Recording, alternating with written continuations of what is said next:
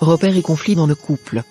Si tu as manqué de repères dans l'enfance et fait face à des conflits dans ton couple aujourd'hui, j'ai envie de te parler d'un sujet délicat mais essentiel, les conflits dans le couple, et ce que ça représente pour quelqu'un comme toi, qui a peut-être grandi sans véritable repère.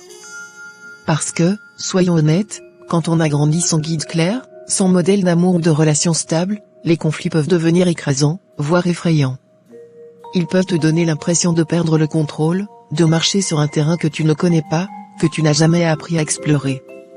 Manquer de repères, ça veut souvent dire qu'on avance un peu à l'aveugle. Qu'on n'a pas appris à poser des limites, à savoir dire non, à comprendre ce qu'on veut et ce dont on a besoin.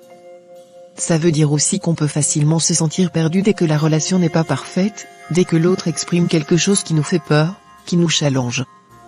Et dans ces moments-là, les conflits peuvent te paraître comme une remise en question de toi-même, comme un échec.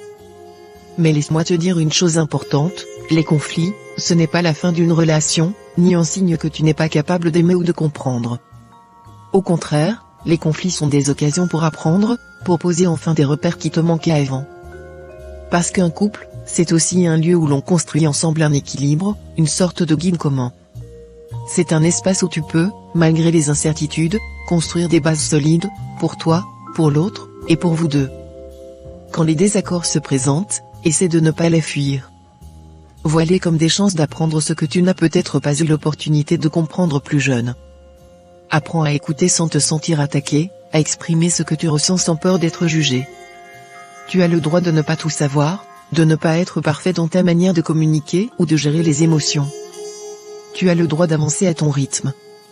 L'important, c'est de comprendre que tu n'es pas seul dans cette aventure.